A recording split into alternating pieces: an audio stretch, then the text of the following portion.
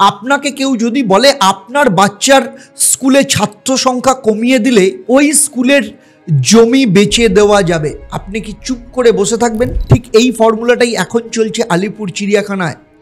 Large জু হতে গেলে নিয়ম বলে কমপক্ষে 700টি প্রাণী থাকা দরকার। আর এখানেই এলো কাগজে হিসেবের ভুল নামে একটা পবিত্র অস্ত্র।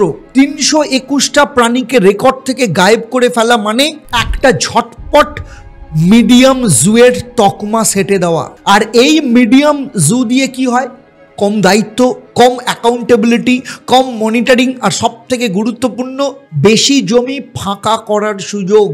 আর এখন সেই জমিগুলোই চলে যাচ্ছে অকশনে।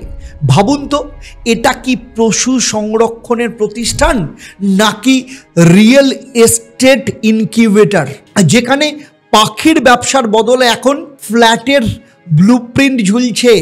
3 একর জমি সরকারি মালিকানাধীন, চিড়িয়াখানার প্রাণী হাসপাতাল, অ্যাকুয়ারিয়াম, রেস্কিউ সেন্টার ছিল যেখানে, সেখানে এখন যেই জমির বিক্রির লাইন, জায়গাটার দাম প্রায় 300 কোটি টাকা।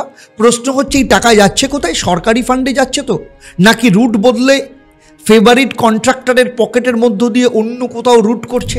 এই যে হঠাৎ করে জমি বিক্রির ধুম, এটা কি কাকতালীয়, নাকি আগে প্রাণী গায়েব করে তকমা নামিয়ে দাও, বড় সাইজ থেকে মিডিয়াম সাইজ করে দাও, তারপর জমি কাটমানি করে বিক্রি করো? এবং এটাই ছিল গোটা প্ল্যান কি? তদন্ত চলছে, অথচ কে তদন্ত করছে সেটা নিয়ে খোলাখুলি কোনো তথ্য নেই। সিসিটিভি ফুটেজ কোথায়? মৃত প্রাণীদের পোস্টমর্টেম রিপোর্ট কোথায়? ট্রান্সফার অর্ডারই বা কোথায়?